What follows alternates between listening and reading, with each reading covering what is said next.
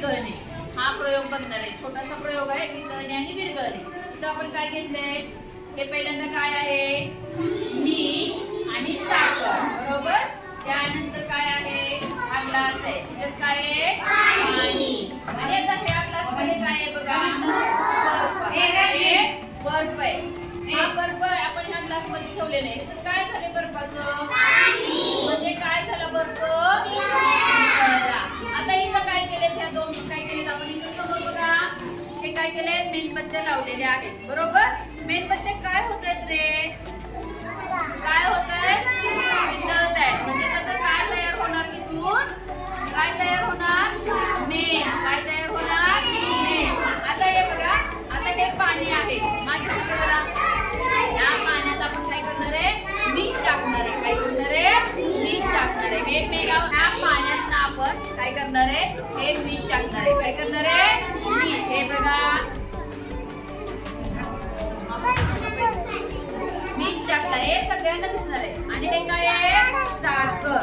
काय टाकली, साखर. बघा बरं, पाण्यात काय झाली, मीठ आणि साखर काय झाली, विरघळली. म्हणजे बघा, मीठ विरघळलं पाण्यात, लगेच साखर विरघळते आणि बर्फ वितळतो. काय होतो, वितळतो. मेणबत्ती काय होते, वितळते. काय होते, मेणबत्ती वितळते. बर्फ सांगा ना, बर्फ वितळतो. आणि साखर आणि मीठ काय होते, विरघळते. काय होते, विरघळते. म्हणा, मीठ आणि साखर विरघळते. बर्फ वितळतो.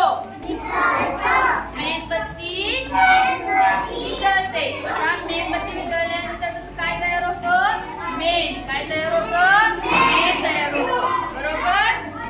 आता मला एक घ्या आणि मी पुढे मीठ टाक.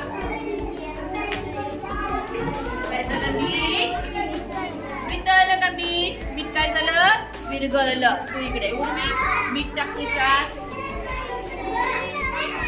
मीठ काय झालं, विरघळलं. मागे सगळं टाका मीठ. हा, काय झालं, थोडंसं टाकायचं. आता शुभ्र साखर टाक. साखर टाक. काय झाली, साखर विरघळली. चला